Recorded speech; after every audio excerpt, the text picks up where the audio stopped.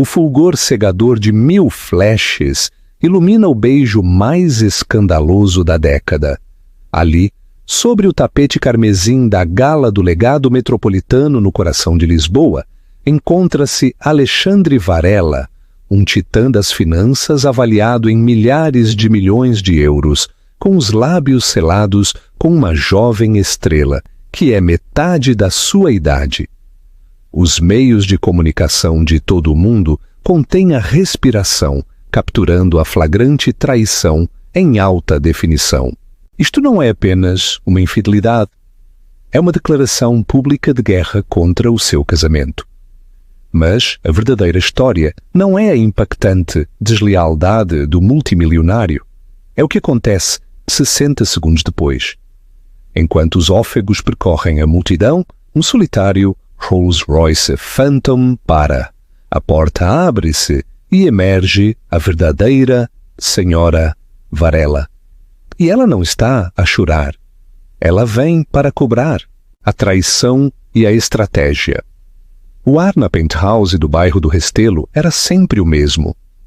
Fino, fresco e com um ligeiro cheiro a frésias e dinheiro esterilizado. Era uma atmosfera que Sofia Montenegro tinha curado, tal como tinha curado qualquer outro aspecto das suas vidas. Desde o quadro de Paula Rego que pendurava em frente a uma chaise longue, deliberadamente provocadora, que ela escolhera para incomodar os investidores mais formais, até a temperatura precisa do vinho na garrafeira. Tudo era um testemunho do seu meticuloso controlo. Tudo ao que parece, exceto o seu marido. Alexandre Varela movia-se pelo seu espaço partilhado como um rei conquistador, inspecionando um território do qual se tinha aborrecido há muito tempo. Ele era um homem construído pelas manchetes e pelas compras alavancadas. O seu carisma, uma arma que brandia com uma crueldade casual. Esta noite era uma tempestade de colônia cara e energia inquieta, vestindo um smoking Tom Ford que valia mais do que o carro médio. "Não estás pronta?" perguntou sem olhar para ela. Os seus olhos estavam fixos no seu reflexo no janelão, do chão ao teto, que emoldurava uma Lisboa brilhante e submissa. Sofia estava sentada no seu toucador, um ponto imóvel no seu turbilhão. Vestia uma simples bata de seda, de costas para ele. O seu próprio reflexo mostrava uma mulher de uma compostura desconcertante, as suas feições perspicazes e inteligentes, os seus olhos da cor de um mar tempestuoso. Durante 15 anos ela tinha sido a arquiteta silenciosa do seu império. Ele era a cara, a voz trovejante nas chamadas de lucros, o negociador impiedoso a quem os jornais adoravam chamar de o abutre. Mas ela era a estratega, a que via o tabuleiro de xadrez de cima, a que entendia que o verdadeiro poder não residia nas declarações ruidosas, mas nos movimentos silenciosos e invisíveis. "O convite diz 8 horas", respondeu ela, a sua voz tranquila e uniforme. Pegou num brinco de diamante uma enorme pedra talhada em forma de pera da Cartier, um presente do seu 10º aniversário. Uma oferenda de culpa que, naquele momento, ela soube que era por uma aventura que ele pensou que ela nunca descobriria. Ela as tinha descoberto todas. "Eu vou adiantar-me. Tenho de cumprimentar os membros do Conselho da Aquisição de Milão", disse ele, ajeitando a gravata borboleta. Era uma mentira descuidada. O negócio de Milão tinha fechado na semana passada e os membros do conselho já tinham regressado à Itália. Ele ia encontrar-se com Verônica Teixeira, um nome tão fabricado quanto o seu talento. Sofia tinha o expediente completo sobre ela no seu estúdio privado. Nascida Verônica Matias, numa aldeia esquecida do Alentejo, ela chegara a Lisboa com sonhos maiores do que o seu portfólio, Agora era a indulgência mais recente e pública de Alexandre. Claro, disse Sofia, a sua voz sem trair nada. Não te detenhas. Ele parou à porta. Um brilho de algo, aborrecimento, surpresa, a cruzar o seu rosto. Ele esperara uma discussão, ou lágrimas, ou pelo menos uma pergunta curiosa. A ausência disso pareceu desconcertá-lo mais do que qualquer acusação. Por um momento, olhou para a mulher no toucador, esta estranha, bela e plácida, com quem se casara, e sentiu um arrepio de inquietude. Ele sempre confundira o silêncio dela com submissão. Foi um erro de cálculo fatal. O carro voltará para te buscar em 30 minutos, declarou o seu tom cortante, reafirmando o seu controlo. Tenta parecer feliz, Sofia. É uma grande noite para a Fundação Varela. A porta fechou-se com um clique, deixando um silêncio profundo no seu rasto. Sofia ficou a olhar para o seu reflexo por um minuto completo. A máscara da esposa plácida não vacilou. Depois, lentamente, voltou a colocar o brinco de diamante na sua caixa de veludo. Era uma relíquia de um passado que estava prestes a incinerar. Pegou noutro conjunto, esmeraldas, verdes como o veneno, verdes como o dinheiro, verdes como a inveja que estava prestes a inspirar. O seu telemóvel zunziu no tocador de mármore. Uma única mensagem de texto do seu investigador privado, um discreto fantasma chamado Ricardo Cruz. Ela pegou nele. Dão a 10 minutos do museu. Tens a certeza disto, Wes? Os dedos de Sofia dançaram sobre o ecrã, a sua resposta rápida e desprovida de emoção. O conselho já está preparado. Os poderes estão assinados. A arrogância dele é o detonador, Ricardo. Que o aperte. Ela se levantou, a bata de seda a amontoar-se aos seus pés. O que a esperava não era um vestido, mas uma armadura, um fato de gala Schiaparelli feito à medida num carmesim visceral. Era a cor do sangue, a cor do poder, a cor de um aviso. Esta noite não era uma gala de beneficência para a Fundação Varela. Era uma coroação, a sua coroação. E Alexandre acabara de enviar os convites. Ela tinha sido paciente durante anos a recolher fios, a documentar indiscrições, a criar corporações fantasma e a mover ativos com a precisão de uma mestra tecelã. Não só construíra uma rede de segurança, como tecera uma jaula para ele, dourada com a sua própria ganância e forrada com as suas traições. Ele pensou que estava a caminhar sobre um tapete vermelho. Na realidade, estava a caminhar sobre um campo de batalha que ela tinha desenhado, e ele acabara de acender o sinal de fogo para a sua própria imolação. O beijo e o contra-ataque. A passadeira vermelha da gala do legado metropolitano era um rio de flashes e sorrisos fabricados. Era o auge da sociedade lisboeta, um lugar onde o poder e a fama se misturavam sob o olhar implacável dos meios de comunicação mundiais. Reportagens do Caras, Vogue e todos os principais noticiários alinhavam-se nas cordas de veludo, as suas lentes como olhos famintos de lobos, à procura de uma história, um escândalo, um único momento de imperfeição. Esta noite estavam prestes a dar um banquete. O Bentley Mulsanne de Alexandre Varela chegou com a arrogância discreta adequada ao seu status. A multidão agitou-se, as câmaras piscaram, os repórteres gritaram o nome dele.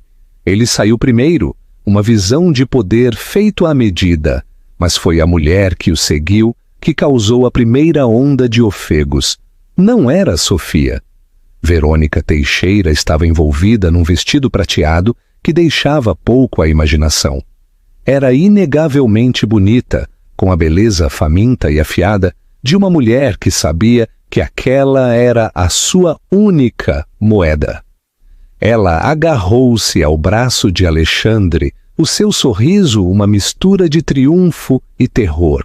Estava a jogar um jogo perigoso e pela primeira vez estava a jogá-lo no palco mundial. Pusaram. Alexandre, presunçoso e possessivo, a sua mão perigosamente baixa nas costas dela. Verônica, a pavonear-se, a inclinar a cabeça, uma estrela de cinema, no seu próprio grande drama. As perguntas chegaram como fogo de metralhadora. Sr. Varela, uma declaração ousada esta noite. Verônica, é o novo rosto da Fundação Varela? Onde está a Sra. Varela? Alexandre simplesmente sorriu, um esgar de predador. Estava a desfrutar daquilo, da pura audácia. Ele era Alexandre Varela. As regras que regiam os homens menores, as regras de decoro, de fidelidade, de simples decência, não se aplicavam a ele. Estava prestes a prová-lo. Inclinar-se para Verônica, a sua voz um murmúrio baixo destinado apenas a ela, mas observado por milhões. Querem um espetáculo? Demos-lhes um. E então ele fê-lo. Inclinara para baixo uma paródia de um romance de velho Hollywood e a beijou. Não foi um beijo na bochecha. Foi um beijo profundo, apaixonado, deliberadamente provocador ali mesmo, sob o resplendor das câmaras. Por um momento houve um silêncio atônito. O frenético clique das câmaras foi o único som. Depois, um ofego audível coletivo percorreu o corpo de imprensa e os socialites reunidos. Isto ia além de um simples affair. Era uma execução pública de um casamento. Era uma declaração de que Sofia Montenegro, a mulher elegante e enigmática que estivera ao lado dele durante 15 anos, estava oficialmente substituída, descartada, humilhada em escala global. Verônica se endireitou para respirar, com os olhos arregalados, as bochechas coradas. Era isto, o momento com que sonhara. Ela tinha ganho. Não era mais um segredo. Uma amante escondida numa suíte do Ritz. Estava ali, de braço dado com um multimilionário, a ser beijada na passadeira vermelha mais exclusiva do mundo. Sentiu uma onda de vitória tão potente que era vertiginosa. Confundiu os flashes com luz de estrelas, o choque do repórter com admiração. Alexandre ajeitou a sua casaca, um sorriso de suficiência desenhado nos seus lábios. Olhou diretamente para a lente de uma câmara de televisão próxima, como se enviasse uma mensagem diretamente à sua esposa, onde quer que estivesse, provavelmente a chorar na sua cavernosa penthouse. Este é o meu mundo, diziam os seus olhos. As minhas regras. Não há mais perguntas, anunciou, a sua voz a ressoar com autoridade. Começou a guiar Verônica pelos grandes degraus do museu, deixando uma tempestade de fogo no seu rasto. O mexerico já se espalhava como um incêndio. Os telefones acendiam-se em toda a cidade, em todo o mundo. O rei tinha coroado publicamente a sua nova rainha, mas a história não tinha terminado. De facto, mal tinha começado. Enquanto Alexandre e Verônica chegavam ao topo da escadaria, uma nova comoção começou no passeio. Era um tipo diferente de agitação. Não o frenesim febril de um escândalo, mas uma onda de espanto silencioso e reverente. Um Rolls-Royce Phantom preto, ainda mais imponente do que o Bentley de Alexandre, deslizou até parar em silêncio. A matrícula era simples, SM1. Um único porteiro que parecia estar a saudar a realeza apressou-se a abrir a porta traseira. Por um momento, nada aconteceu. A antecipação era elétrica. Os repórteres, a pressentir um segundo ato, desviaram as suas câmaras de Alexandre em direção ao carro. Depois emergiu uma única perna, envolvida num estilete de seda carmesim. Foi seguida pelo resto dela, Sofia Montenegro. A rainha chega. Quando Sofia Montenegro saiu do Rolls-Royce, o mundo pareceu abrandar sobre o seu eixo. A caótica sinfonia da passadeira vermelha, os gritos, as luzes intermitentes, a desesperada luta por uma história, extinguiu-se num silêncio espantoso e reverente. Ela não parecia uma mulher que acabara de ser humilhada publicamente. Parecia uma mulher que tinha vindo para queimar um império até aos alicerces e dançar nas suas cinzas. O seu vestido era uma obra-prima de desafio. O carmesim Schiaparelli era tão vívido que parecia sangrar na própria passadeira vermelha, uma extensão perfeita do seu poder. O corte era arquitetônico, severo, com ombros afiados que falavam de armadura de batalha e um decote que se afundava com confiança, sem desculpas. Em redor do seu pescoço não havia um delicado colar de pérolas, mas sim um impressionante colar de esmeraldas e diamantes negros da coleção Serpenti da Bulgari, uma serpente enrolada à volta da sua garganta, com a cabeça a repousar perto do seu coração. Era uma declaração, ela não era a vítima, ela era a víbora. O seu rosto era sereno, a sua expressão uma máscara de calma fria e impenetrável. O seu cabelo estava puxado para trás num coque severo, enfatizando as linhas perspicazes e inteligentes do seu rosto. Não havia vestígios de lágrimas ou vermelhidão nos seus olhos. O seu olhar percorreu o atordoado corpo de imprensa, não com medo ou vergonha, mas com uma autoridade quase compassiva. Era o olhar de uma rainha a examinar uma multidão de bufões da corte. Ela não se apressou, não vacilou. Começou a caminhar sozinha ao longo da passadeira, a sua postura perfeita, cada um dos seus movimentos deliberado e imbuído de uma graça que era quase aterrorizante no seu controlo. As câmaras, que tinham sido metralhadoras momentos antes, eram agora como planos lentos e panorâmicos de uma obra-prima cinematográfica. Já não tentavam captar um escândalo. Tentavam capturar um ícone. No topo da escadaria, Alexandre tinha parado, congelado. Virou-se, o seu rosto uma máscara de incredulidade.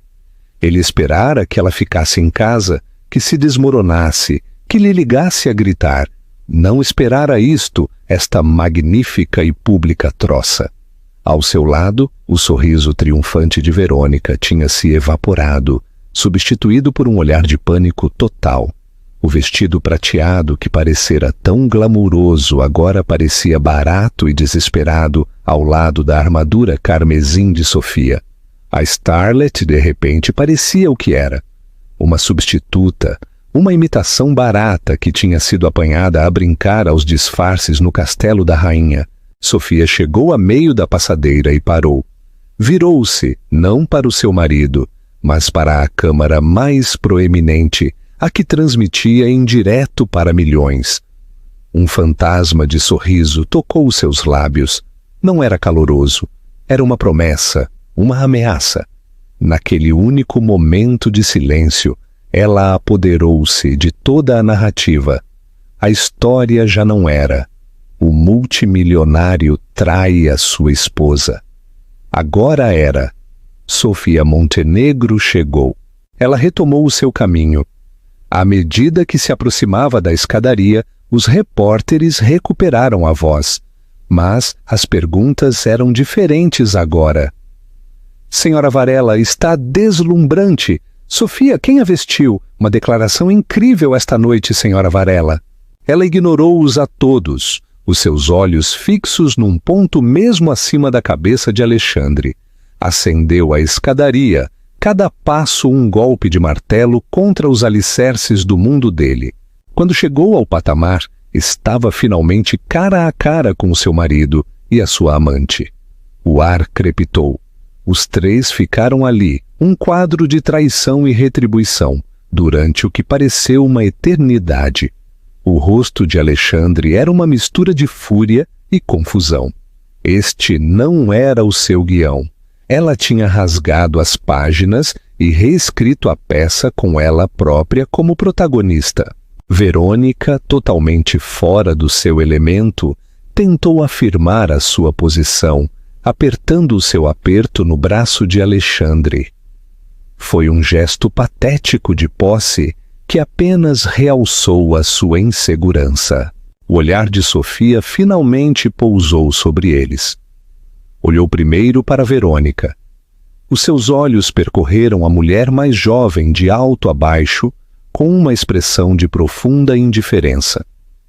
Como se estivesse a observar um móvel que tinha sido entregue na morada errada. Não ofereceu raiva nem ciúmes, apenas um desprezo tão completo que era mais insultante do que qualquer insulto.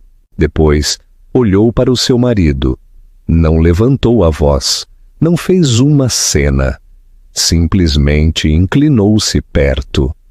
A sua voz um sussurro sedoso que só ele podia ouvir, embora o mundo observasse, a tentar decifrar o seu significado. «Desfruta a tua noite, Alexandre», murmurou, o seu hálito fresco contra o ouvido dele. «É a última que terás como o homem que pensas ser». Sem esperar por uma resposta, ela se endireitou. Fez um ligeiro, quase imperceptível, aceno ao diretor do museu, que esperava à porta, e passou por eles em direção à gala. Ela não olhou para trás. Deixou Alexandre Varela de pé na escadaria, com a sua amante no braço, de repente parecendo não um rei com o seu prêmio, mas um tolo a quem tinham dado cheque-mate em frente ao mundo inteiro. Os repórteres ofegaram, já não por causa do beijo, mas pelo puro e inalterado poder da mulher que acabara de se apoderar de todo o evento, o controlo e a liquidação. O interior do Museu Nacional de Arte Antiga tinha se transformado num bosque brilhante de cristal e luz estelar. O ar zunia com as conversas do 1% do mundo, um murmúrio de dinheiro e poder ambientado com a música de um quarteto de cordas. Mas esta noite só havia um tema de conversa. O drama que se desenrolara na escadaria exterior seguiu-os, agarrando-se à atmosfera como o perfume caro nos pulsos dos convidados. Sofia moveu-se pela gala não como uma pária, mas como uma general conquistadora. As cabeças viraram-se à sua passagem. As conversas falharam. Os sussurros iniciais de pena pela pobre esposa traída tinham sido silenciados por completo pela sua chegada. Foram substituídos por sussurros de espanto, de medo, de intensa especulação. Uma mulher que conseguia enfrentar aquele nível de traição pública com tamanha compostura real não era uma mulher com quem se devesse brincar. Alexandre e Verônica entraram momentos depois, o estado de espírito mudando à sua volta como limalha de ferro a um ímã. Alexandre, habituado a ser o centro das atenções, encontrou-se sujeito a olhares furtivos e críticos. Os seus aliados na indústria, homens que normalmente se teriam apressado a apertar-lhe a mão, de repente acharam as suas taças de champanhe fascinantes. As mulheres, as esposas dos seus pares, olharam para Verônica com desprezo não disfarçado antes de se virarem para dar a Sofia acenos subtis de aprovação. No cálculo social tácito deste mundo, Alexandre cometera um erro fatal. Ele tinha sido vulgar. A sua transgressão não foi o affaire em si, que eram comuns o suficiente para serem aborrecidos, mas a natureza grosseira e pública do mesmo. Ele criara um espetáculo e, ao fazê-lo, mostrara uma profunda falta de classe. Entretanto, Sofia estava no centro das atenções. Dirigiu-se a um grupo das figuras mais poderosas da cidade. Hélder Lemos, o presidente do Banco BCP, rival. Dona Carminda Torres, a antiga matriarca de uma dinastia da moda e principal benfeitora da gala. E o juiz Santareno, um juiz cuja influência se fazia sentir desde a Avenida da República até o Tribunal Constitucional. Sofia, querida, disse Dona Carminda, a sua voz como gravilha e diamantes, pegando nas mãos de Sofia. Schiaparelli, uma escolha para uma mulher que tem algo a dizer sem falar. Sofia sorriu calorosamente, um sorriso genuíno que lhe chegou aos olhos. Pensei que esta noite exigia um pouco de cor. Helder Lemos, um homem que tinha sido rival de negócios de Alexandre durante 2 décadas, levantou uma sobrancelha cética. Varela está a fazer um espetáculo de si mesmo. Estás bem, Sofia? Aquele foi o momento, a prova. A sua resposta estabeleceria o tom para o resto da sua vida. Ela bebeu um gole do seu champanhe, os olhos a brilharem sobre o bordo do copo de cristal. Ando. Alexandre sempre teve um jeito para o drama, disse ela, o seu tom leve, quase divertido. Ele está a lançar um novo empreendimento. Senti que era melhor que ele gerisse a sua própria publicidade para isso. Fez uma pausa, deixando a implicação pairar no ar. Isto não era um colapso matrimonial. Era uma divergência empresarial. Ao enquadrá-lo desta maneira, ela não era a esposa desprezada. Era uma CEO a anunciar um desinvestimento. O matiz não lhes escapou. Os olhos de Lemos aguçaram-se com interesse. Esta era a linguagem que ele entendia. Não emoção, mas estratégia. Enquanto isso, Alexandre tentava recuperar o controlo. Arrastou Verônica para um grupo dos membros do seu conselho, com um sorriso forçado colado ao rosto. Cavalheiros, uma noite maravilhosa. Os homens, a maioria deles com cerca de 60 anos, olharam de Alexandre para a Starlet, meio vestida no seu braço, e depois para o outro lado da sala, para a visão de elegância que era a sua esposa, que agora ria com um juiz. Trocaram olhares desconfortáveis. Alexandre, disse um conservador chamado Roberto Moraes, uma entrada. Eu precisava de agitar as coisas, fanfarronou Alexandre, dando-lhe um tapinha nas costas, mas a bravata soou vazia. Estava a perder a sala, e ele sabia disso. Verônica, sentindo o arrepio, encolheu-se. A fantasia estava a transformar-se num pesadelo. Ela imaginara ser bem-vinda àquele mundo, festejada e admirada. Em vez disso, olhavam para ela como uma espécie invasora. A mente de Sofia era um turbilhão de cálculos, mas na superfície era o epítome da graça. Ela lembrou-se de uma noite, 6 meses antes, que selara o destino de Alexandre. Chegou à casa mais cedo de uma reunião do Conselho de Caridade, o zumbido silencioso do elevador privado a abrir-se diretamente para o seu apartamento. Ela os ouviu. Risos do quarto principal. O seu quarto. A gargalhada estridente e teatral de Verônica e o riso mais profundo e indulgente de Alexandre. Ela não invadiu. Retirou-se tão silenciosamente quanto chegou. Voltou a descer no elevador e caminhou durante horas pelo Parque Eduardo VII ao cair da noite. A dor era algo frio e afiado, mas foi rapidamente substituída por uma clareza cristalina. O casamento não era uma sociedade a ser salva. Era uma entidade hostil, da qual ela precisava de extrair-se a si mesma e aos seus ativos. Durante anos, ela canalizara o seu brilho para a da empresa deles. As suas estratégias lhes haviam rendido milhares de milhões. O nome dela não estava na porta da Varela Capital, mas as suas impressões digitais estavam em cada plano bem-sucedido.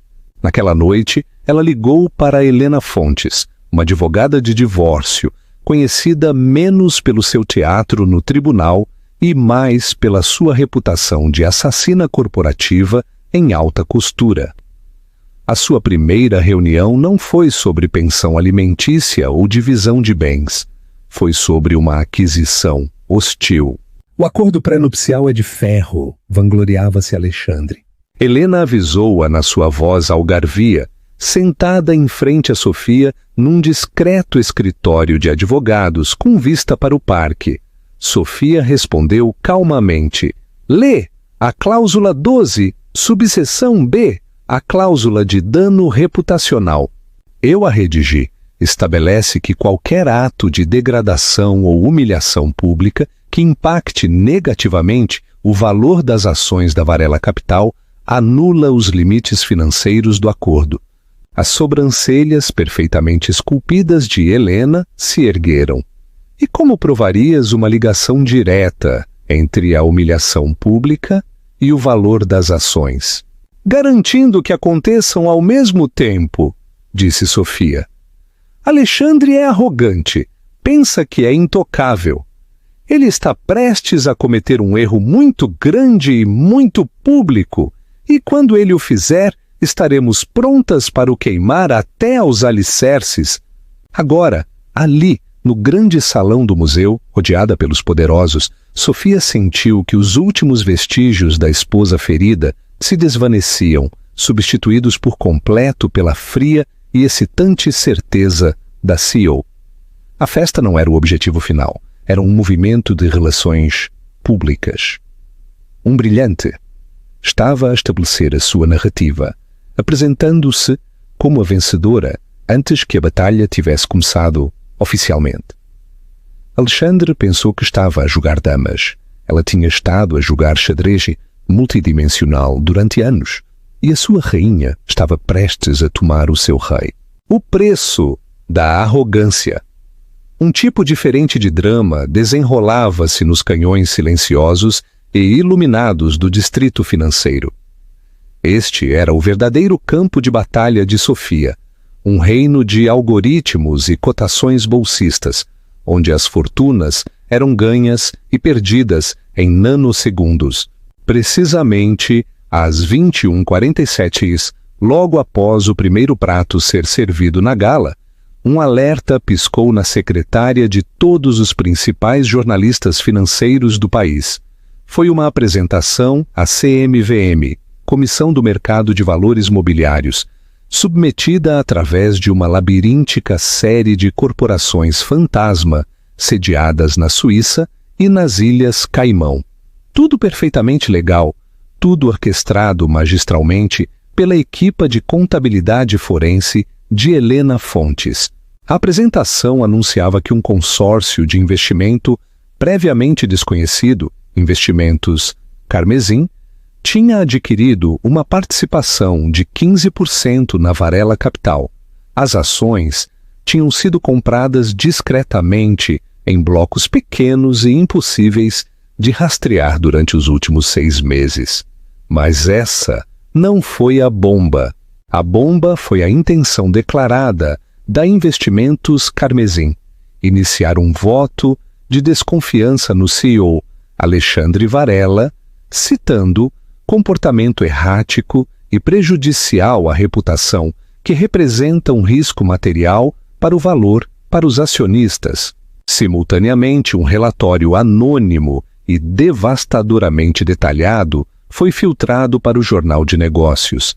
Descrevia um padrão de malversação corporativa por parte de Alexandre, usando o jet da empresa para encontros pessoais, adjudicando um lucrativo contrato de marketing a uma empresa com laços profundos com Verônica Teixeira e canalizando dinheiro da fundação para projetos de vaidade. Cada alegação era apoiada por recibos digitalizados, manifestos de voo e e-mails internos.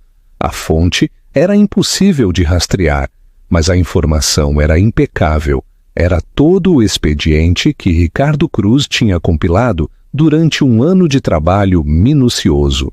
De volta à gala, o telefone de Alexandre começou a vibrar incessantemente. Ele ignorou no início a tentar concentrar-se em encantar um possível investidor. Mas depois o rosto do seu diretor financeiro apareceu no ecrã, com um olhar de puro pânico nos olhos. Alexandre desculpou-se. A sua irritação era palpável. Entrou num discreto nicho. A música festiva, um contraponto trocista à tempestade que estava prestes a desencadear-se. — Que se passa, David? — retorquiu. — É melhor que seja importante. Alexandre, Viste as notícias. A voz de David era tensa. O jornal de negócios acabou de lançar uma história. É má. E há uma apresentação na CMVM. Um grupo chamado Investimentos Carmesim está a fazer um movimento. Estão a pôr em causa o teu caráter, a exigir um voto. Alexandre sentiu um frio pavor a infiltrar-se nos seus ossos. Um sentimento tão estranho que mal o reconheceu. Investimentos Carmesim? Nunca ouvi falar deles. Quem são eles? Não sabemos. É um fantasma. A voz de David estava agora num guincho. Mas eles têm as ações, Alexandre. E o timing? Meu Deus, o timing com o que fizeste na passadeira vermelha. O conselho está a enlouquecer. Os mercados asiáticos abrem dentro de horas. As ações vão ser massacradas. A mente de Alexandre acelerou. Aquilo era um ataque coordenado, sofisticado, brutal. Não foi ao acaso. Os seus olhos examinaram a sala apinhada, à procura, e depois pousaram nela. Sofia estava parada junto ao grande recinto de vidro do Tesouro do Delfim a falar com Hélder Lemos. Ela olhou para ele, a sua expressão ilegível, e depois levantou a sua taça de champanhe num brinde silencioso e trocista. Carmesim, a cor do seu vestido. O sangue escoou do seu rosto. Era ela. Tinha de ser ela. Mas como? Ela não tinha aquele tipo de capital, aquele tipo de astúcia. Ele sempre a vira como um acessório, um elemento bonito e inteligente na sua vida, mas, em última análise, uma dependente. A ideia de que ela pudesse orquestrar uma investida corporativa desta magnitude era impensável. Ele começou a caminhar na direção dela, empurrando as pessoas para o lado, a sua máscara de charme arrancada para revelar a fúria pura por baixo. Verônica, ao vê-lo correr pela sala, tentou segui-lo, chamando o seu nome, mas ela era apenas parte do rasto da sua destruição agora. Ele encurralou Sofia contra a fria pedra do antigo recinto. Tu? Sibilou a sua voz baixa e venenosa. Isto és tu, Investimentos Carmesim. Como fizeste isto?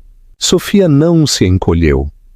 Deu um gole final e delicado no seu champanhe e colocou o copo vazio na bandeja de um empregado que passava. Ela olhou diretamente nos olhos dele, o seu olhar tão frio e duro como as esmeraldas na sua garganta. Estás enganado, Alexandre, disse ela, a sua voz perigosamente tranquila. Eu não fiz isto, tu o fizeste. Simplesmente não estavas a prestar atenção. O dinheiro, Sofia? De onde tiraste o dinheiro para as ações? Exigiu. Agarrando-o pelo braço, Hélder Lemos deu um passo em frente. Varela, sugiro que tires as mãos dela. Alexandre mal registou. O seu mundo estava a inclinar-se, o chão a ceder debaixo dele. Sofia olhou para a mão dele no seu braço com repulsa e depois voltou a olhar para o rosto dele. Durante 15 anos, cada estratégia de investimento, cada previsão de mercado, cada aquisição bem-sucedida para a Varela Capital veio da minha pesquisa, da minha análise. Enquanto tu levavas o crédito, eu levava uma comissão, uma percentagem muito pequena, estipulada legalmente, uma taxa de consultoria que foi canalizada para um fideicomisso privado. Uma cláusula que foste demasiado arrogante para ler na montanha de papelada que preparei para ti. Ela se libertou do braço dele. Eu não comprei a tua empresa com o teu dinheiro, querido. Eu comprei-a com o meu salário. E agora, acrescentou um sorriso arrepiante a adornar os seus lábios. Graças à tua pequena atuação desta noite, a cláusula 12, subseção B, do nosso acordo pré-nupcial foi ativada, a cláusula de dano reputacional. O limite no meu acordo de divórcio desapareceu. A tua fortuna pessoal é a próxima. Foi a lâmina invisível. Não uma arma de paixão, mas um bisturi de lógica pura e fria, manuseado com a precisão de um cirurgião. Ele estivera tão ocupado com a sua traição pública que perdera completamente a execução privada que estivera a acontecer durante anos, mesmo debaixo do seu nariz. Ele pensara que era o abutre, mas tinha sido o cadáver o tempo todo, e ela acabara de começar a dar o seu banquete.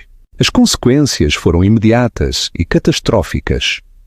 Quando o sol nasceu sobre Lisboa, o nome de Alexandre Varela já não era sinônimo de poder, mas de escândalo e colapso espetacular. Os mercados asiáticos abriram primeiro e foi um banho de sangue. As ações da Varela Capital caíram 40% na primeira hora de negociação. O artigo condenatório no Jornal de Negócios espalhou-se globalmente e os investidores estavam em pânico. A história do seu affair era agora apenas uma nota de rodapé colorida na narrativa real. Um CEO cuja imprudência e mau julgamento tinham tornado a empresa vulnerável a uma aquisição hostil. O seu beijo público não só humilhara a sua esposa, como custara milhares de milhões aos seus acionistas. Alexandre passou a noite no seu escritório, uma moderna prisão de vidro e aço com vista para a cidade, que já não se sentia como o seu reino. Era um animal enjaulado, a rugir ao telefone para advogados, banqueiros e membros do conselho, mas as vozes deles eram distantes, cautelosas. A lealdade que ele ordenara através do medo e da riqueza estava a evaporar-se. Ele já não era um vencedor, e no seu mundo não havia lugar para os perdedores. Ele tentou contra-atacar. Emitiu um comunicado de imprensa negando as acusações, rotulando-as como um ataque infundado por parte de um atacante corporativo sombrio. Mas foi inútil. A evidência era demasiado específica, demasiado condenatória. O público, impulsionado pelo delicioso drama da gala, já o tinha escolhido como o vilão. Os canais de notícias repetiram o clipe do beijo, seguido das imagens da magnífica chegada de Sofia, criando uma narrativa perfeita e irresistível de um rei caído e uma rainha em ascensão. Verônica Teixeira tornou-se uma vítima da guerra. O seu agente despediu-a.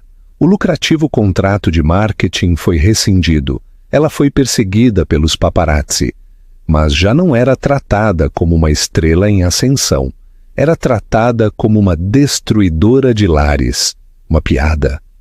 Ligou repetidamente a Alexandre, mas as suas chamadas foram diretamente para o correio de voz.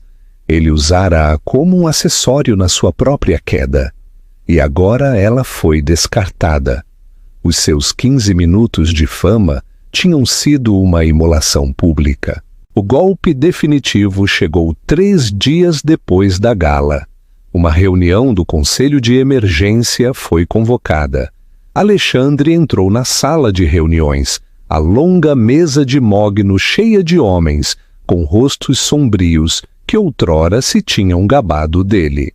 À cabeceira da mesa, no seu lugar, sentou-se Helder Lemos. E através de um grande ecrã de vídeo, ligado a partir do escritório da sua advogada, estava Sofia. Ela usava um fato de calça branco impecável. A sua expressão era neutra. — O que é que isto significa, Helder? Exigiu Alexandre, a sua voz rouca. — É simples, Alexandre, disse Lemos, o seu tom desprovido de simpatia. Investimentos. Carmesim, em associação com o meu banco e vários outros investidores institucionais-chave, agora controla um bloco de votação de 51%. Estamos a exercer os nossos direitos. O Conselho votou. Estás fora, com efeito imediato.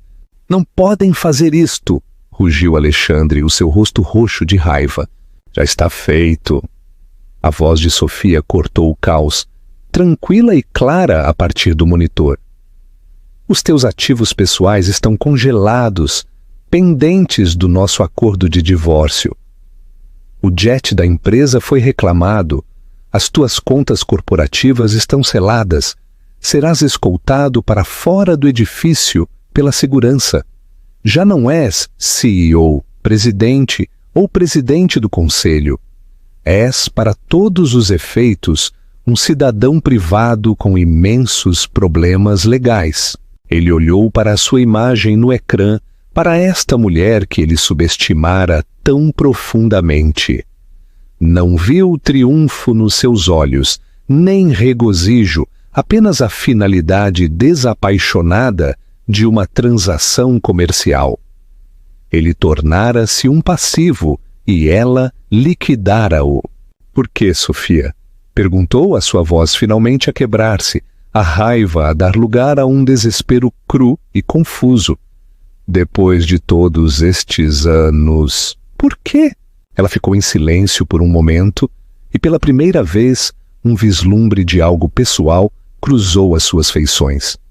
Não era ódio. Era uma pena distante, quase acadêmica. Tu próprio construíste esta prisão, Alexandre, disse ela em voz baixa. Simplesmente nunca viste as grades. Exigiste lealdade, mas não ofereceste nenhuma. Ansiavas por admiração, mas não respeitaste ninguém. Viste o meu amor como uma mercadoria e a minha inteligência como uma ferramenta para o teu próprio enriquecimento. Isto não é vingança, é uma correção de mercado. Os seguranças entraram na sala. Foram educados, mas firmes. Enquanto levavam Alexandre Varela, atordoado e destroçado, para fora da sala de reuniões que ele construíra, ele passou pelo grande retrato de si mesmo que pendurava no corredor. O encomendado após o seu primeiro ano de 1.000 milhões de euros. Retratava-o como um titã, um senhor do universo. Era o homem que ele acreditava ser, mas enquanto olhava para a imagem da sua esposa no ecrã, o seu rosto tranquilo e no controlo, finalmente entendeu a verdade. Ele nunca tinha sido o titã, apenas tinha sido o seu testa de ferro ostensivo e descartável. O poder real, a força silenciosa, paciente e absolutamente impiedosa, estivera ao seu lado o tempo todo. E ele tinha sido demasiado cego para o ver até que foi demasiado tarde. O desfecho. A arquitetura, reclamada. 6 meses depois, o nome Varela Capital tinha desaparecido, apagado do monólito de vidro e aço no centro de Lisboa. No seu lugar, gravado com uma letra elegante e formidável, havia um novo nome, Carmesim. A transição tinha sido rápida e brutal. Sofia, a atuar como principal acionista do novo interesse de controlo, não assumira o título de CEO para si mesma. Isso teria sido demasiado previsível, demasiado parecido com a vaidade de Alexandre. Em vez disso, instalara um respeitado veterano da indústria para gerir as operações diárias, enquanto assumia o papel de presidente executiva do conselho. O seu poder era absoluto, mas era silencioso, estratégico, tal como sempre tinha sido. A imprensa, que estivera obcecada com os detalhes sensacionalistas do divórcio, rapidamente mudou o seu foco. Agora estavam fascinados pela mulher brilhante e enigmática que superara um dos homens mais temidos da capital. A Forbes publicou uma capa intitulada A Arquiteta, como Sofia Montenegro construiu e reclamou o seu império. Ela regressara ao seu nome de solteira, um nome sinônimo de perspicácia financeira do velho mundo, cortando o último laço com a sua vida passada. O seu primeiro ato como presidente do conselho foi limpar a casa, desmantelou a rede de comparsas de Alexandre, purgou a cultura tóxica e de alta pressão que ele fomentara e implementou políticas focadas no crescimento sustentável e a longo prazo em vez das suas táticas de terra queimada. Reinvestiu em pesquisa e desenvolvimento, estabeleceu uma fundação filantrópica genuína que fazia mais do que apenas organizar festas e promoveu várias mulheres brilhantes dentro da empresa que Alexandre tinha constantemente ignorado. A empresa não só sobreviveu, como prosperou. As ações, agora sob o símbolo CSM, recuperaram e subiram a alturas que nunca tinham alcançado sob a liderança caótica de Alexandre. Alexandre Varela, entretanto, desvanecera-se na ignomínia. O divórcio fora devastador. Com o acordo pré-nupcial anulado, a equipa legal de Sofia, liderada pela formidável Helena Fontes, desmantelara sistematicamente a sua fortuna pessoal, provando que grande parte dela estava inextricavelmente ligada aos ativos corporativos que ele malversara. Ele ficou com uma fração da sua riqueza, suficiente para viver confortavelmente, mas não o suficiente para voltar a exercer o poder. Vendeu a penthouse e a quinta, no Douro. Foi visto ocasionalmente na Europa com um aspecto mais velho, mais cinzento, um fantasma nas mesas que ele outrora possuíra. Quanto a Verônica Teixeira, ela tinha desaparecido completamente do olho público. Corriam rumores de que regressara ao Alentejo, os seus sonhos de fama reduzidos a uma história de advertência sussurrada nos cocktails. Uma tarde clara de outono, Sofia parou no seu novo escritório, que ocupava o mesmo piso superior que o de Alexandre. Ela tinha redecorado por completo. O mogno e o couro escuros e masculinos tinham desaparecido, substituídos por madeiras claras, arte moderna, desta vez de artistas femininas, e uma sensação de espaço limpo e desimpedido. O retrato maciço e egoísta de Alexandre tinha desaparecido, substituído por um vasto painel abstrato de redemoinhos carmesim e ouro. Olhou pela janela para a cidade estendida diante dela. Era a mesma vista que Alexandre tinha contemplado, mas ela via algo diferente. Ele vira um reino a ser conquistado, um reflexo do seu próprio ego. Ela via um sistema complexo e interligado, uma rede de possibilidades, um tabuleiro de xadrez à espera do seu próximo movimento. A voz da sua assistente chegou pelo intercomunicador. Senhora Presidente, o Conselho da Firma de Tecnologia Solar de Singapura está online. Estão prontos para discutir a sua oferta de aquisição. Um pequeno sorriso tocou os lábios de Sofia. Este era o seu próximo movimento, uma viragem para a energia verde, um campo que Alexandre sempre descartara como tolice sentimental. Foi um movimento para o futuro, não para o passado. Passe-os, por favor, disse a sua voz tranquila, segura e em total controlo. Sentou-se à sua secretária, não o trono de grandes dimensões que Alexandre usara, mas uma peça de design elegante e funcional. Pegou no telemóvel o seu anel de serpente de esmeraldas e diamantes a brilhar à luz da tarde. Ela não tinha destruído o mundo de Alexandre por simples vingança. Fê-lo para construir o seu próprio. A passadeira vermelha não tinha sido um final. Tinha sido um nascimento, o nascimento ardente e público de uma imperatriz, forjada na traição, coroada no desafio e agora pronta para governar. Um ano é uma vida inteira numa cidade que nunca dorme. Para Sofia Montenegro, os últimos 12 meses tinham sido um período de reconstrução implacável e disciplinada. O nome de Alexandre Varela era agora uma nota de rodapé histórica, um caso de estudo ensinado nas escolas de negócios sobre os perigos da hubris. Carmesim, sob a sua administração, tinha se tornado um gigante da inovação e do capitalismo ético, uma dura repreensão à cultura de assalto corporativo do passado. A sua imagem pública era impecável, uma fênix, um titã da indústria, um ícone feminista, celebrado em capas de revistas e venerado nas salas de reuniões. Ela tinha ganho. A vitória foi total, absoluta e inegável. E, no entanto, havia momentos, frequentemente na profunda quietude da noite, em que ela parava na sua nova penthouse, uma maravilha de arquitetura minimalista, com vista para o Parque Eduardo VII, tudo linhas limpas e mármore fresco, e sentia o profundo silêncio.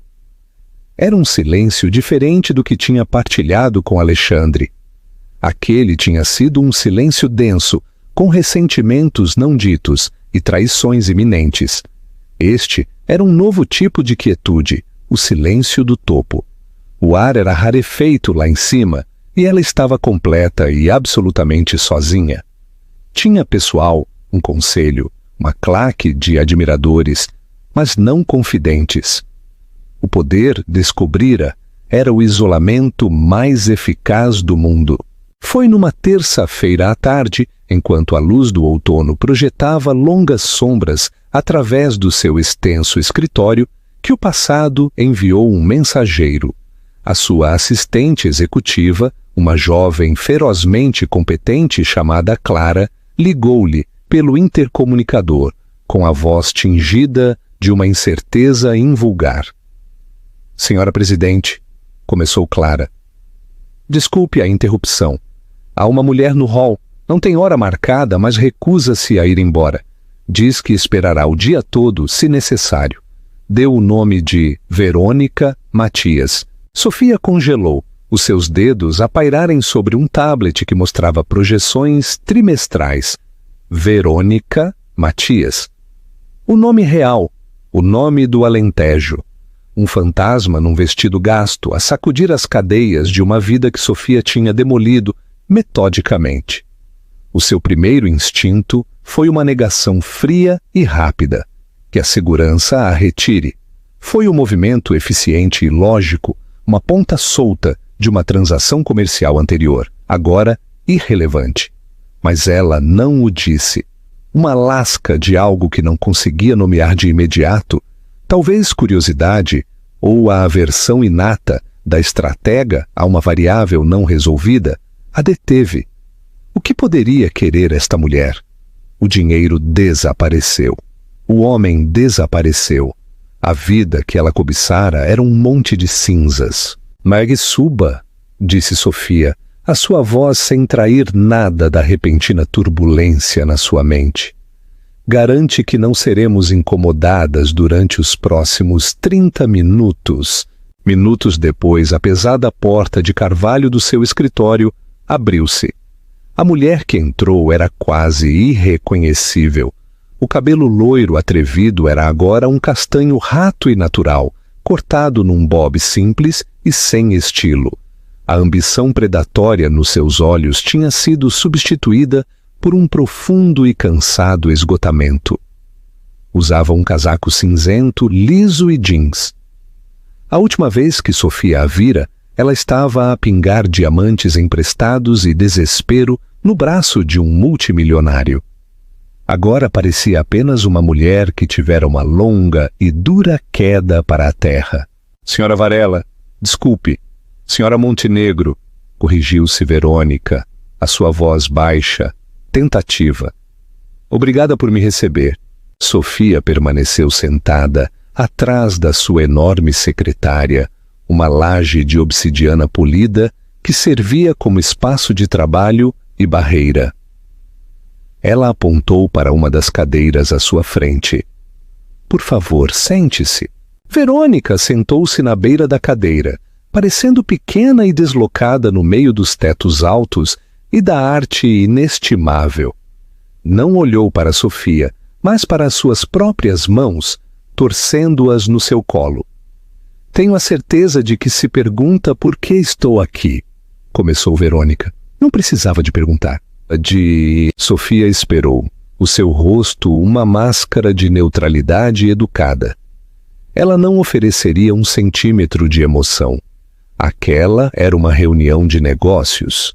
Verônica finalmente levantou os olhos, e os seus olhos estavam surpreendentemente límpidos. O terror e o triunfo daquela noite na gala tinham desaparecido. O que restava era uma sobriedade crua e dolorosa. Ele disse que me amava, disse, as palavras simples, sem adornos. Ele disse que a senhora era apenas uma sócia de negócios, um arranjo, que não partilhavam a cama há anos. Ele disse que o seu casamento era uma jaula sem amor e que ele estava desesperado para sair. Ela soltou uma gargalhada curta e amarga. Eu fui tão estúpida. Eu sei agora. Eu fui um clichê de um mau filme. Mas eu acreditei. Acreditei porque queria. Quando ele me beijou naquela passadeira, por um segundo, pensei que tinha ganho. Pensei que a minha vida real estava a começar. A compostura de Sofia era uma fortaleza, mas um vislumbre de uma velha recordação atravessou as paredes. Alexandre há anos a dizer-lhe coisas sobre a sua primeira esposa quando a estava a cortejar. O mesmo guião, as mesmas promessas. Ele não era um monstro de invenção, era uma máquina de repetição, a encontrar uma nova engrenagem para moer com cada nova pessoa que consumia. Onde é que quer chegar, senhora Matias? A voz de Sofia era fria. Onde é que quero chegar? Disse Verônica, inclinando-se ligeiramente, o seu olhar a intensificar-se. É que eu fui uma arma. Ele estava a usar-me para a magoar. Mas a senhora também estava a usar-me, não estava? O meu expediente, o seu investigador, sabia que ele me estava a trazer para a gala. Sabia que ele ia fazer algo estúpido e público? Queria que ele o fizesse. Aquele beijo não foi apenas a traição dele à senhora. Foi o detonador da sua armadilha. Eu fui a bala na pistola dele. A acusação pairou no ar, afiada e precisa. Sofia não a negou. Era, afinal de contas, a verdade. Tomaste a decisão de estar com um homem casado, afirmou Sofia, o seu tom clínico. As decisões têm consequências. Eu sei. A voz de Verônica elevou-se, a quebrar-se com um ano de angústia reprimida. E eu estou a viver com elas. O meu nome é veneno. O meu rosto é um meme para as destruidoras de lares. Tive de regressar ao Alentejo e trabalhar num restaurante para ajudar os meus pais a pagar as custas legais dos processos judiciais em que fui metida pelo estúpido contrato do seu marido. Eu assumo as minhas decisões, mas a senhora senta-se aqui no seu palácio, no céu, e finge que tudo isto foi apenas uma correção de mercado limpa. Mas não foi, pois não. Foi pessoal. Ele partiu o seu coração e a senhora partiu o mundo dele e o meu com ele. Pela primeira vez, Sofia sentiu uma rachadura genuína na sua armadura. Ela pensara em Verônica como um obstáculo, uma variável, uma ferramenta. Nunca considerara realmente o custo humano para a mulher que tinha sido a face pública do escândalo. Ela tinha desumanizado a sua rival tão eficazmente quanto Alexandre o fizera. Verônica pareceu sentir a mudança. Recostou-se, o seu breve acesso de raiva esgotado, deixando apenas a exaustão. As suas palavras seguintes não foram uma acusação, mas uma pergunta genuína e exausta. Tenho de saber, disse, a sua voz a baixar para um sussurro. Isto tudo valeu a pena? Apontou vagamente para o opulento escritório, o horizonte da cidade, o império aos pés de Sofia. Consertou o que ele partiu na senhora? A senhora é feliz agora? A pergunta atravessou Sofia com uma força inesperada. É feliz? Era uma pergunta tão simples. No entanto, ninguém se atrevera a fazê-la num ano. Perguntavam-lhe sobre as suas projeções, as suas estratégias, as suas aquisições. Não perguntavam sobre o seu coração. Olhou para além de Verônica, pela grande janela, para o panorama da sua vitória. Tinha poder, respeito, liberdade e mais riqueza do que alguma vez poderia gastar. Vingou-se com uma brilhantez da qual se falaria por gerações. Tinha tudo pelo que lutara. Mas, feliz? A felicidade era um calor, uma ligação, uma sensação tranquila de paz. A sua vida era uma maravilha da engenharia, uma máquina perfeitamente funcional e climatizada. Não era calorosa, as suas ligações eram transacionais e a paz era uma margem distante que ainda não tinha alcançado. A vigilância nunca terminava. A recordação da traição, embora vingada, deixara um fragmento permanente de gelo na sua alma. Ela ganhara a guerra, mas tornara-se uma criatura dela, examinando para sempre o horizonte em busca da próxima ameaça. Finalmente voltou o seu olhar para Verônica Matias, a outra mulher que ele tinha quebrado. Não viu uma rival, mas um reflexo num espelho deformado, uma versão mais jovem e mais ingênua de uma mulher que outrora também acreditara nas promessas de Alexandre Varela. Não, disse Sofia, a única palavra custou-lhe mais do que qualquer negócio de milhares de milhões de dólares. A sua voz era tranquila, despojada da sua autoridade habitual, deixando apenas uma honestidade crua. Não é uma cura para a ferida. A vitória está na sobrevivência, senhora Matias, não no despojo. Levantou-se e caminhou até uma secretária pessoal mais pequena no canto da sala. Escreveu algo num pedaço do seu papel timbrado pessoal, dobrou-o e deslizou-o para dentro de um envelope. Voltou e entregou-o a Verônica. Este é o nome de uma mulher que gere uma organização sem fins lucrativos em Coimbra, que ajuda as mulheres a iniciar novos negócios. Também há um cheque bancário que cobrirá as custas legais dos teus pais e a tua recolocação. Não é um pedido de desculpas. É, como disseste, uma consequência.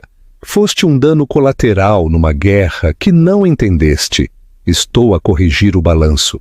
Verônica olhou para o envelope com os olhos cheios de lágrimas pela primeira vez. Por quê? Porque o meu império se baseia em princípios sólidos, disse Sofia, a sua voz a recuperar uma fração do seu frio domínio. E eu não admito pontas soltas ou livros de contabilidade desequilibrados. A tua associação com Alexandre Varela terminou. A tua associação comigo concluiu. O que fizeres a seguir é inteiramente teu. Verônica se pôs de pé, agarrando o envelope, e por um momento as duas mulheres simplesmente se olharam através da vasta extensão do escritório. Já não eram amigas, nem inimigas, nem rivais. Eram duas sobreviventes do mesmo naufrágio, paradas em margens opostas. Depois de Verônica se ir embora, Sofia caminhou até a janela. O sol estava a começar a pôr-se, pintando o céu com traços ardentes de carmesim e ouro, as cores da sua marca, da sua pintura da vitória. Mas pela primeira vez, as cores não se sentiram como um triunfo, sentiram-se como um aviso, um eco. Ela tinha construído uma fortaleza para se proteger de ser magoada novamente. Mas agora era a sua prisioneira solitária, dominara o mundo das finanças, da estratégia, do poder. Mas o território tranquilo e inexplorado do seu próprio coração continuava a ser um deserto. A batalha foi ganha, mas estava a começar a compreender que a busca pela paz era uma guerra que se travava inteiramente por sua conta e que só agora tinha começado. O desfecho. A arquitetura reclamada. 6 meses depois, o nome Varela Capital tinha desaparecido. Apagado do monólito de vidro e aço, no centro de Lisboa. No seu lugar, gravado com uma letra elegante e formidável, havia um novo nome: Carmesim. A transição tinha sido rápida e brutal. Sofia, a atuar como principal acionista do novo interesse de controlo, não assumira o título de CEO para si mesma. Em vez disso, instalara um respeitado veterano da indústria para gerir as operações diárias enquanto assumia o papel de presidente executiva do conselho. O seu poder era absoluto, mas era silencioso, estratégico, tal como sempre tinha sido. A imprensa, que estivera obcecada com os detalhes sensacionalistas do divórcio, rapidamente mudou o seu foco. Agora estavam fascinados pela mulher brilhante e enigmática que superara um dos homens mais temidos da capital. A Forbes publicou uma capa intitulada A Arquiteta, como Sofia Montenegro construiu e reclamou o seu império. Ela regressara ao seu nome de solteira, um nome sinônimo de perspicácia financeira do velho mundo, cortando o último laço com a sua vida passada. O seu primeiro ato como presidente do conselho foi limpar a casa. Desmantelou a rede de comparsas de Alexandre, purgou a cultura tóxica e de alta pressão que ele fomentara e implementou políticas focadas no crescimento sustentável e a longo prazo, em vez das suas táticas de terra queimada. Reinvestiu em pesquisa e desenvolvimento, estabeleceu uma fundação filantrópica genuína e promoveu várias mulheres brilhantes dentro da empresa que Alexandre tinha constantemente ignorado. A empresa não só sobreviveu, como prosperou. As ações, agora sob o símbolo CSM, recuperaram e subiram a alturas que nunca tinham alcançado sob a liderança caótica de Alexandre. Alexandre Varela, entretanto, desvanecera-se na ignomínia. O divórcio fora devastador. Com o acordo pré-nupcial anulado, a equipa legal de Sofia, dirigida pela formidável Helena Fontes, desmantelara sistematicamente a sua fortuna pessoal, demonstrando que grande parte dela estava inextricavelmente ligada aos ativos corporativos que ele malversara. Ele ficou com uma fração da sua riqueza, suficiente para viver confortavelmente, mas não o suficiente para voltar a exercer o poder. Vendeu a penthouse e a quinta no Douro. Foi visto ocasionalmente na Europa com um aspecto mais velho, mais cinzento, um fantasma nas mesas que ele outrora possuíra. Quanto a Verônica Teixeira, ela tinha desaparecido completamente do olho público. Corriam rumores de que regressara ao Alentejo, os seus sonhos de fama reduzidos a uma história de advertência sussurrada nos cocktails. Uma tarde clara de outono, Sofia parou no seu novo escritório, que ocupava o mesmo piso superior que o de Alexandre. Ela tinha redecorado por completo. O mogno e o couro escuros e masculinos tinham desaparecido, substituídos por madeiras claras, arte moderna, desta vez de artistas femininas, e uma sensação de espaço limpo e desimpedido. O retrato maciço e egoísta de Alexandre tinha desaparecido, substituído por um vasto painel abstrato de redemoinhos carmesim e ouro. Olhou pela janela para a cidade estendida diante dela. Era a mesma vista que Alexandre tinha contemplado, mas ela via algo diferente. Ele vira um reino a ser conquistado, um reflexo do seu próprio ego. Ela via um sistema complexo e interligado, uma rede de possibilidades, um tabuleiro de xadrez, à espera do seu próximo movimento. A voz da sua assistente chegou pelo intercomunicador. Senhora Presidenta, o Conselho da Firma de Tecnologia Solar de Singapura está online. Estão prontos para discutir a sua oferta de aquisição. E passe-os, por favor, disse a sua voz tranquila, segura e em total controlo. Sentou-se a sua secretária, não o trono de grandes dimensões que Alexandre usara, mas uma peça de design elegante e funcional. Pegou no telemóvel o seu anel de serpente de esmeraldas e diamantes a brilhar à luz da tarde. Ela não tinha destruído o mundo de Alexandre por simples vingança. Fê-lo para construir o seu próprio. A passadeira vermelha não tinha sido um final. Tinha sido um nascimento, o nascimento ardente e público de uma imperatriz, forjada na traição, coroada no desafio e agora pronta para governar. Para 1 ano é uma vida inteira numa cidade que nunca dorme. Para Sofia Montenegro, os últimos 12 meses tinham sido um período de reconstrução implacável e disciplinada.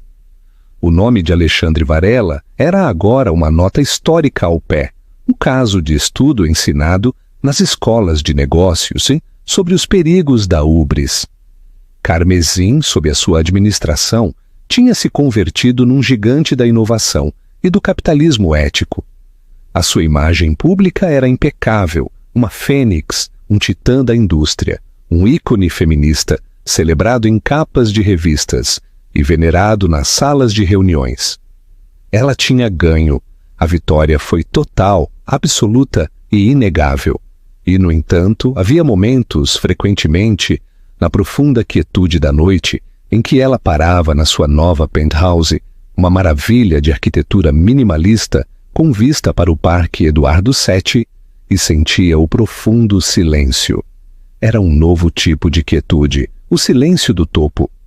O ar era rarefeito lá em cima, e ela estava completa e absolutamente sozinha. Foi numa terça-feira à tarde, enquanto a luz do outono projetava longas sombras através do seu extenso escritório, que o passado enviou um mensageiro. A sua assistente executiva, uma jovem ferozmente competente, chamada Clara, ligou-lhe pelo intercomunicador com a voz tingida de uma incerteza invulgar. Senhora Presidenta, começou Clara, desculpe a interrupção. Há uma mulher no hall. Não tem hora marcada, mas recusa-se a ir embora. Diz que esperará o dia todo, se necessário. Deu o nome de Verônica Matias. Sofia congelou, os seus dedos a pairarem sobre um tablet que mostrava projeções trimestrais. Verônica Matias. O nome real. Um fantasma num vestido gasto, a sacudir as cadeias de uma vida que Sofia tinha demolido metodicamente. O seu primeiro instinto foi uma negação fria e rápida, mas uma lasca de algo que não conseguia nomear de imediato a deteve. Que suba! Disse Sofia, a sua voz sem trair nada da repentina turbulência na sua mente. Garante que não seremos incomodadas durante os próximos 30 minutos. Minutos depois, a pesada porta de carvalho do seu escritório abriu-se. A mulher que entrou era quase irreconhecível. O cabelo loiro atrevido era agora um castanho rato e natural, cortado num bob simples e sem estilo. A ambição predatória nos seus olhos tinha sido substituída por um profundo e cansado esgotamento. Usava um casaco cinzento liso e jeans. Senhora Montenegro, corrigiu-se Verônica, a sua voz baixa, tentativa. Obrigada por me receber. Sofia permaneceu sentada atrás da sua enorme secretária, uma laje de obsidiana polida. Ela apontou para uma das cadeiras à sua frente. Por favor, sente-se. Verônica sentou-se na beira da cadeira, pequena e deslocada. Estou certa de que se pergunta por que estou aqui, começou Verônica. Sofia esperou, o seu rosto uma máscara de neutralidade educada. Verônica finalmente levantou os olhos, e os seus olhos estavam surpreendentemente límpidos. Ele disse que me amava. Disse as palavras simples, sem adornos. Ele disse que a senhora era apenas uma sócia de negócios, um arranjo, que não partilhavam a cama há anos. Ele disse que o seu casamento era uma jaula sem amor e que ele estava desesperado para sair. Ela deixou escapar uma gargalhada curta e amarga. Eu fui tão estúpida? Eu sei agora. Fui um clichê de um mau filme. Mas eu acreditei. A compostura de Sofia era uma fortaleza, mas um destelo de uma velha recordação atravessou as paredes. Alexandre, há anos, a dizer-lhe coisas sobre a sua primeira esposa quando a estava a cortejar. O mesmo guião, as mesmas promessas. Onde é que quer chegar, senhora Matias? A voz de Sofia era fria. É que eu fui uma arma. Ele estava a usar-me para a magoar, mas a senhora também estava a usar-me. Não estava?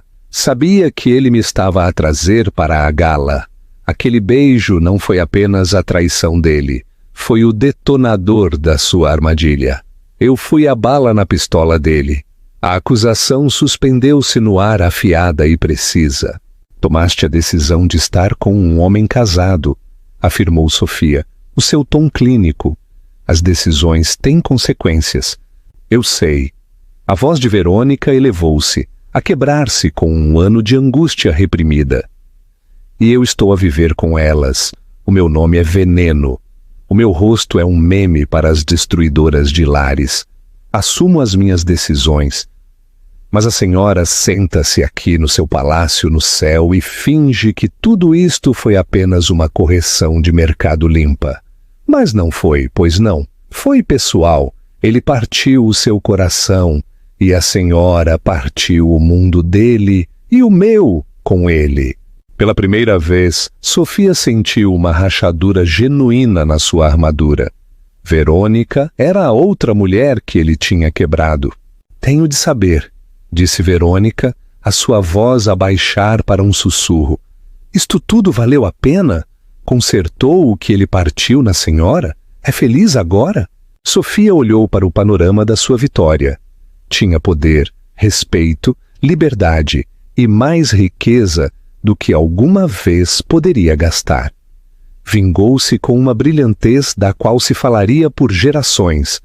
A felicidade era um calor, uma ligação, uma sensação tranquila de paz. A sua vida era uma maravilha da engenharia, uma máquina perfeitamente funcional e climatizada.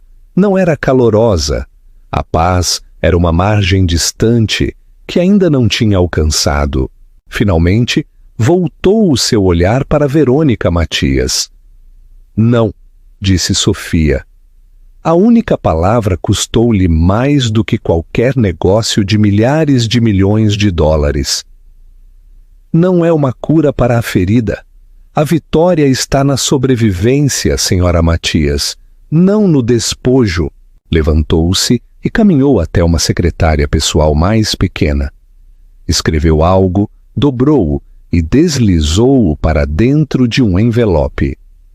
Este é o nome de uma mulher que gere uma organização sem fins lucrativos em Coimbra, que ajuda as mulheres a iniciar novos negócios.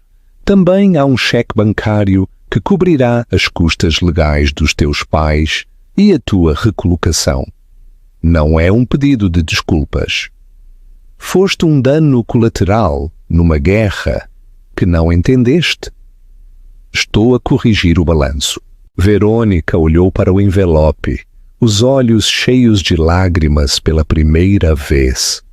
As duas mulheres olharam uma para a outra através da vasta extensão do escritório. Eram duas sobreviventes do mesmo naufrágio. Depois de Verônica se ir embora, Sofia caminhou até a janela. O sol estava a começar a pôr-se. Ela tinha construído uma fortaleza para se proteger de ser magoada novamente.